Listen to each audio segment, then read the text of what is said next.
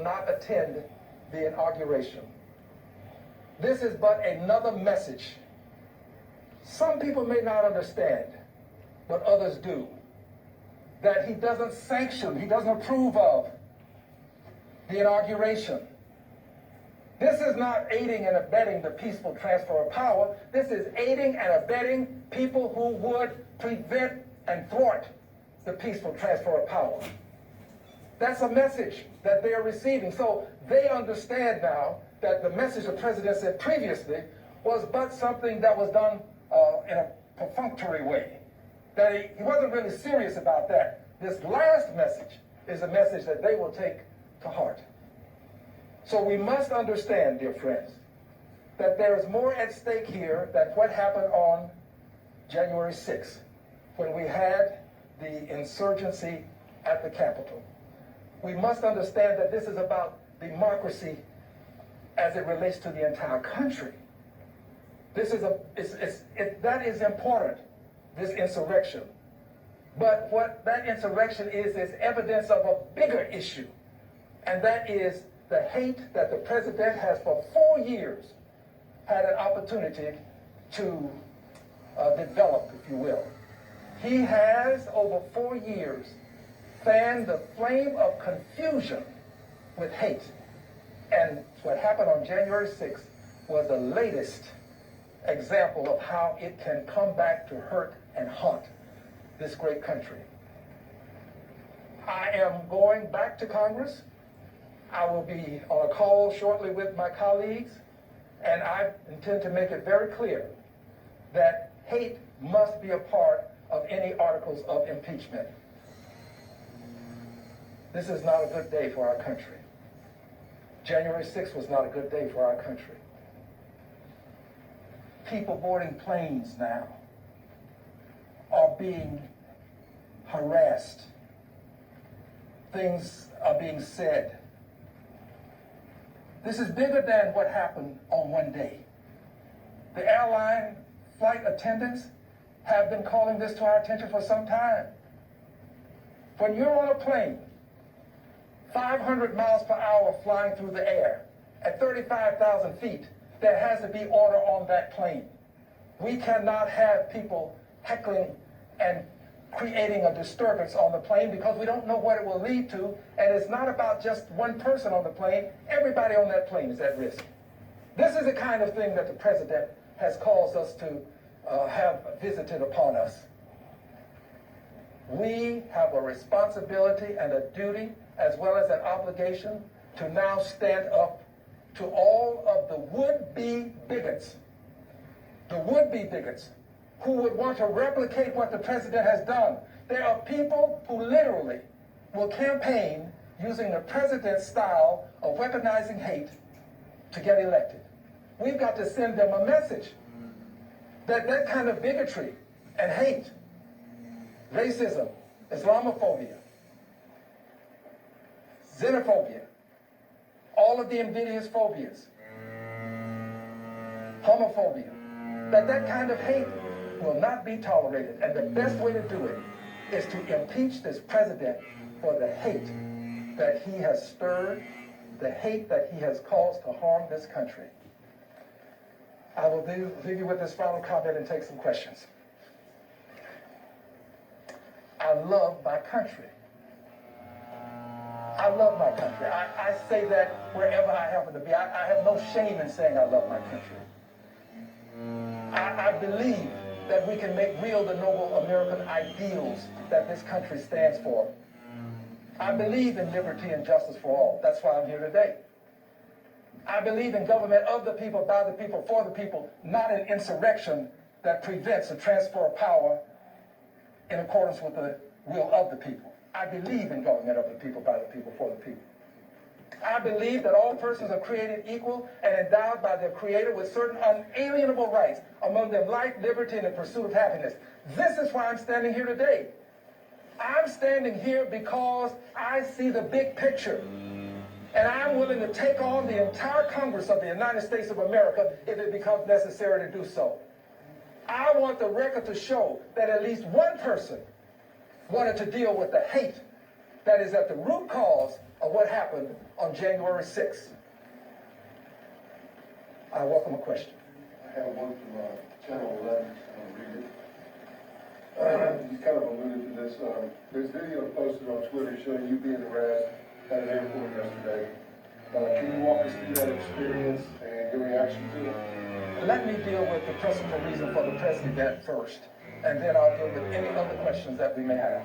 Forgive me, I'm sorry. They're fixing something related to the press conference next door. Member of the press. I assume that as the pool camera. So you may hear something in the background, but okay, well, pay it no I mind. do hope that the press will see that this impeachment is an issue of great importance.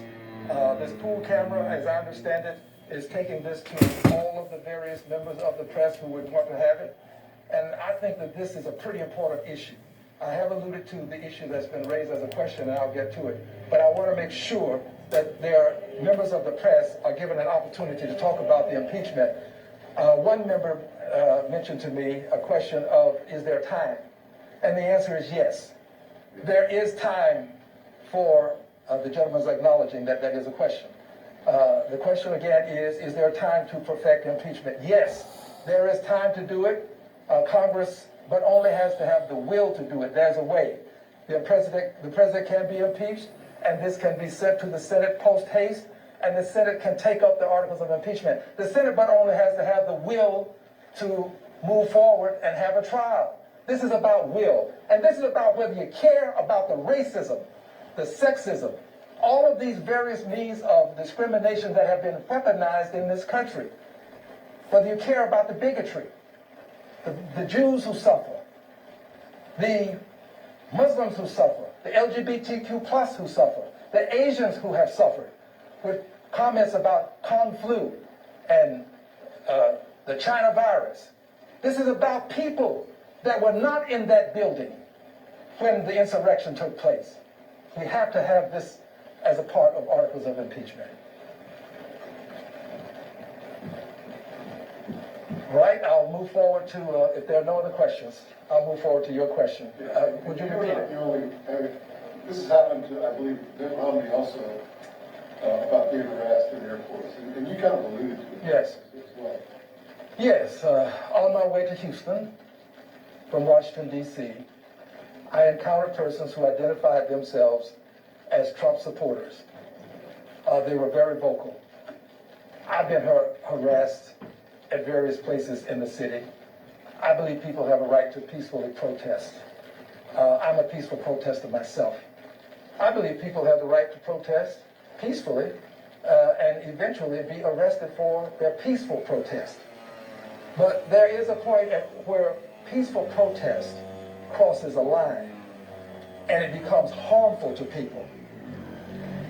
We must assure people who are on planes at 35,000 feet, flying at 500 miles per hour, that there will be order on those planes. Every person on a plane is at risk. We must, as members of Congress, give greater assurance that this will not happen to people who are part of the flying public. But it goes beyond just the plane. It also includes the airport itself. If people cannot traverse the airport safely without this kind of harassment that may lead to violence, then the flying public will perceive that it is not safe in airports. This is a bit different from some of the other places. People have to go to planes, they have to get there timely. This is impeding a person's opportunity to engage in travel. It's a part of the commerce of the country.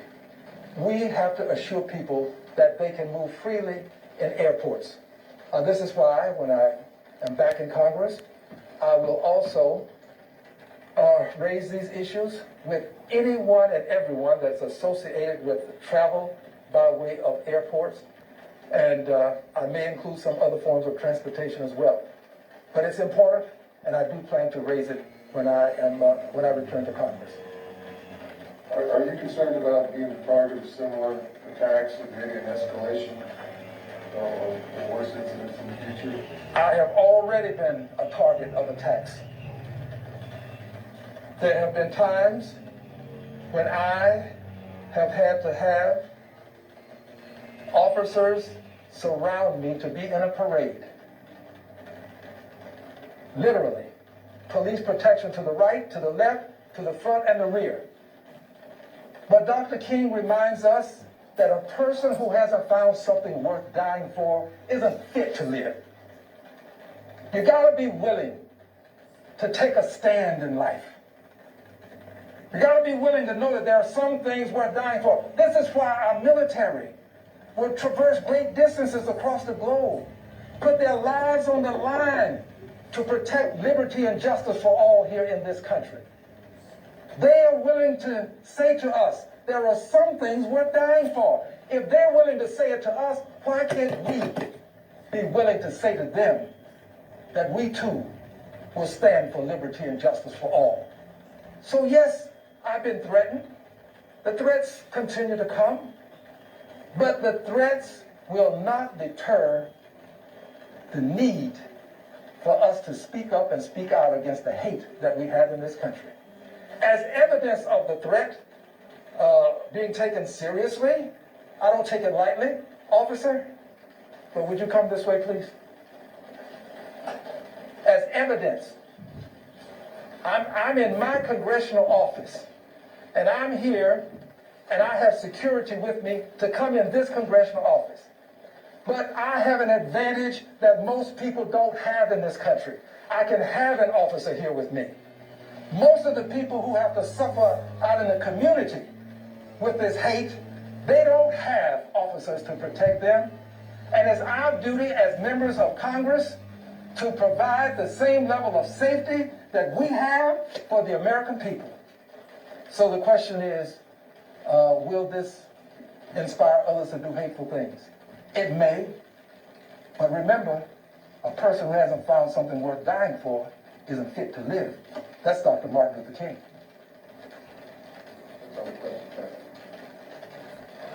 I would like to just thank all of the persons who have been available to be a part of this event. And I would like to let you know that I will be sending out a press statement that will include much of what I have said and some things this that guy I have not is said. just saying I will that send out such a press statement. And I thank you very much. he is against all types of